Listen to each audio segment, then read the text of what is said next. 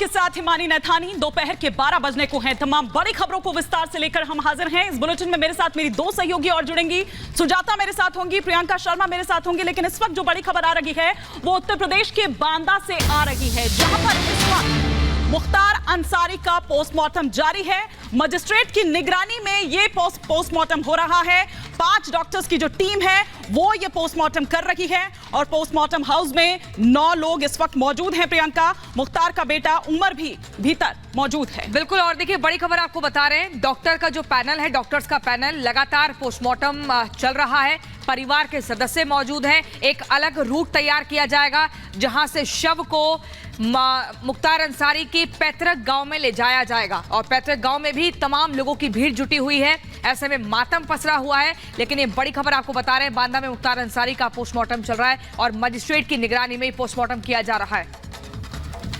और इस वक्त एक्स डीजीपी ए.के. जैन हमारे साथ जुड़ गए हैं। उनसे हम समझते हैं इस पूरे मामले के बारे में। ए.के. जैन सर, शुक्रिया हमारे साथ जुड़ने के लिए। सर, जिस तरह से मुख्तार अंसारी की मौत जेल के अंदर हुई और जिस तरह से परिवार आरोप लगा रहा है, जरा हम इस प्रोसीजर को समझना चाहेंगे, क्योंकि हिरासत में मौत पर आमतौर पर यूं भी जांच होती है और अब परिवार की तरफ से भी कुछ सवाल है।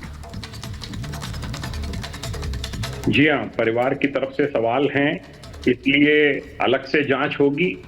वैसे जुडिशल कस्टडी में, जो कि जेल में जो भी रहते हैं वो जुडिशल कस्टडी में माने जाते हैं जी। उनकी जब भी कोई डेथ होती है उसमें एग्जीक्यूटिव मजिस्ट्रेट के द्वारा जांच होती है। ये सामान्य प्रक्रिया है। इस केस में अगर जुडिशल कमीशन जांच करे या कोई और एजेंसी जांच करे वो बात दूसरी है। जो जहर देने के आरोप लगाए गए हैं उस सबको दृष्टिगत रखते हुए जो NHRC की गाइडलाइंस हैं, नेशनल ह्यूमन राइट्स कमीशन की बड़ी डिटेल्ड गाइडलाइंस हैं, उनका अक्षरशः पालन करते हुए ये कार्रवाइयां चल रही हैं। इतने डॉक्टर्स का पैनल है, प्रयागराज से, कानपुर से डॉक्टर्स बुलाए गए हैं, CMO CMS रैंक के, और वो कर रहे हैं। बेटा मौजूद है, पूरी वीडियोग्राफी हो रही है, हर पॉसिबल प्रिकॉशन लिया जा रहा है जिससे कि किसी को कोई आरोप लगाने का अवसर ना मिले।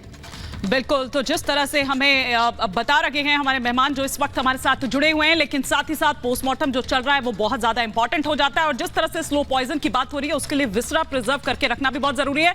हम लौटेंगे आपके पास जैन सर, लेकिन इस वक्त एक जो बड़ी खबर आ रही है, सुनीता केजरीवाल आइए सुनते हैं। सभी युवा, महिलाएं, बुजुर्ग, बच्चे, अमीर, गरीब, सब लोग अपने भाई, अपने बेटे अरविंद जी को कुछ ना कुछ जरूर लिखें। और हाँ, इस व्हाट्सएप नंबर का भी खूब प्रचार करें। एक बार फिर से बता रही हूँ, व्हाट्सएप नंबर है 8297324624 8297324624। जय हिंद।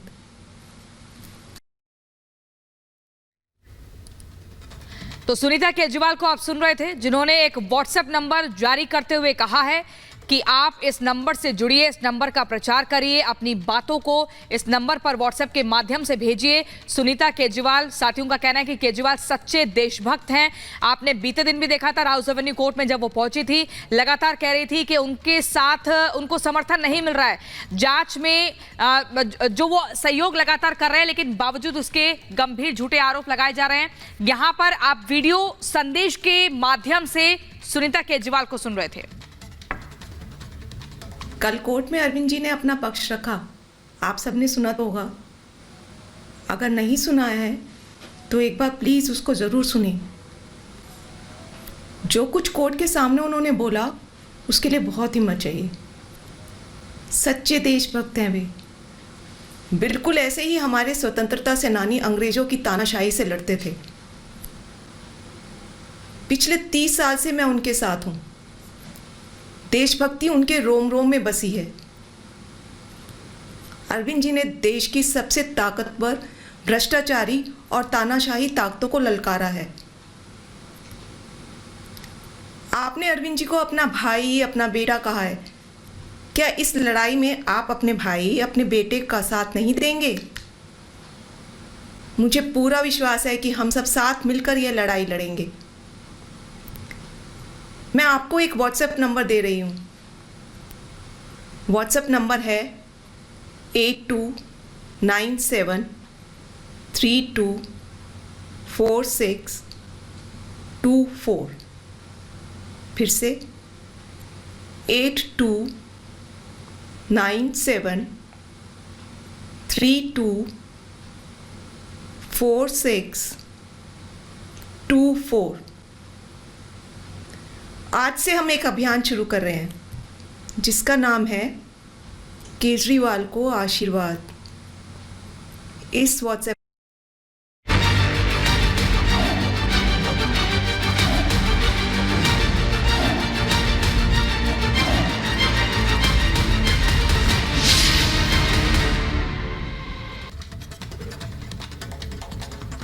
और लगातार हम बात कर रहे हैं मुख्तार अंसारी की, जिस तरह से मौत हुई है। फिलहाल पोस्टमार्टम चल रहा है, लेकिन इसे लेकर कई तरह की प्रतिक्रियाएं भी आ रही हैं।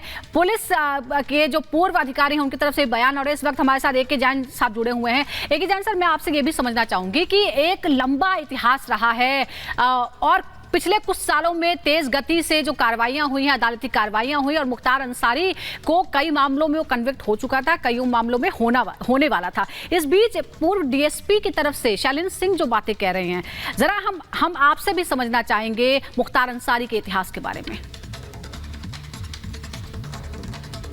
देखिए, शैलेंद्र सिंह मेरा सीओ सिटी था जब मैं डीआईजी वाराणसी था जी।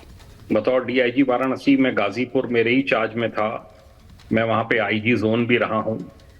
मैं जानता हूं इनकी एक्टिविटीज को। और शैलेंद्र सिंह एक उत्पीड़न का शिकार हुए, इस वजह से रिजाइन करना पड़ा। इतना जबरदस्त मानसिक दबाव इस ईमानदार डिप्टी एसपी के ऊपर बना दिया गया था एलएमजी रिकवरी को लेकर। रुंगटा अपहरण कांड, चंदासी मंडी के बड़े व्यापारी थे कोयले के जी। वहां पर वर्चस्व की लड़ाई को लेकर चंदासी मंडी में, चंदासी वाराणसी और मुगल सराय के बीच में है, उसी को लेके अपहरण किया गया था और फिर बाद में हत्या भी हो गई। उसको लेकर ये बहुत लाइमलाइट में आए। वाराणसी में अवधेश राय जो कि अजय राय के भाई हैं, उनकी हत्या की। और भी गाजीपुर में बहुत सी हत्याएं की। कृष्णानंद राय का हत्याकांड अत्यधिक फेमस है क्योंकि एक सिटिंग विधायक की इस प्रकार से हत्या की गई थी। तो बहुत से ऐसे घटनाक्रम हैं। पंजाब की जेल से मुख्तार आ नहीं रहे थे, किसी ना किसी कारण से सुप्रीम कोर्ट से ऑर्डर करा के लाया गया और तब से निरंतर पैरवी हो रही है डीजीपी हेडक्वार्टर से और अभियोजन निदेशालय से। जो गवाही देने नहीं जा रहे थे उनकी गवाहियां कराई गई हैं, उनको सुरक्षा प्रदान की गई है और सब में एक एक करके जजमेंट आ रहा है। अभी आपने देखा होगा 2 केसेस में लाइफ इम्प्रिजनमेंट की सजा हुई है। इन सब का बड़ा व्यापक प्रभाव उत्तर प्रदेश के अपराध परिदृश्य पे पड़ा है। बिल्कुल जैन सर, आप हमारे साथ बने रहिए। इस बीच हमारे साथ ex DGP UP Ranjan Dwivedi ji भी इस वक्त जुड़ चुके हैं। और द्विवेदी सर, हम यहाँ पर बात कर रहे हैं कि किस तरह से वो माफिया, वो बाहुबली जिसका आज अंत हो गया है, मौत हो गई है, लेकिन एक वक्त वो भी था जब उसकी तूती बोलती थी। स्पेशली अगर हम पूर्वांचल के इलाके की यहाँ पर बात करें, और वो 500 राउंड फायरिंग भी आज सबको याद आ रही है। कृष्णानंद राय हत्याकांड की अगर हम यहाँ पर बात करें, जब एक के बाद एक किस तरह से ताबड़तोड़ गोलियां जो है वो बरसाई गई थी।